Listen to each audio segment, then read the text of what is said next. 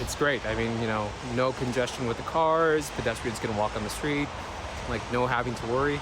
It's great. If they can use the car, park closer, the families can get out and have picnics and stuff, it's a lot more accessible for everyone. Right now, I'm walking in the middle of the road in High Park in Toronto. And I can do that because it's Saturday.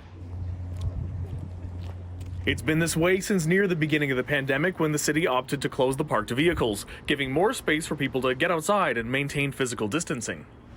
So that ended up continuing throughout the pandemic. Jane Arbour is the manager of stakeholder relations and issues management for Toronto Parks, Forestry and Recreation Department. She says since the summer, the city has been embarking on a consultation process called the High Park Movement Strategy that could see the weekend closures stay in place. It was really positively received. The goal is to get feedback from people who use the park, who live near the park, who travel through the park, on how those weekend closures are working for them and what their ideas or needs are. We did also hear from people with concerns. But a one-size-fits-all solution hurts people with disabilities who would need a car to be able to go into the park. David Lepofsky of the Accessibility for Ontarians with Disabilities Act Alliance warns the city shouldn't take any action that creates new barriers for people with disabilities.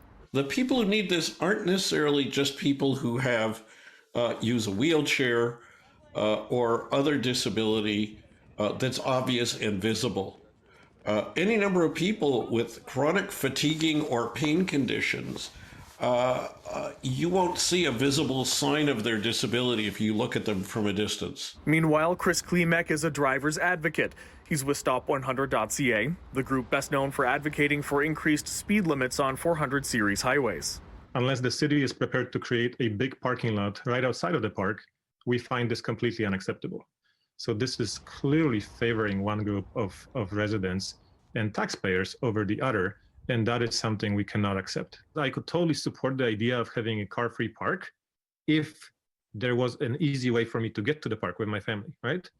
Because also, mind you, if you have a family of 5 or 6, as I do, getting on a public transport is very difficult and very expensive. So by no means is any decision on the vehicle closures final. That's part of what the goal is of the study that is underway now, is to get people's take. The consultation process is expected to continue into the summer. In Hyde Park, David Zura, City News.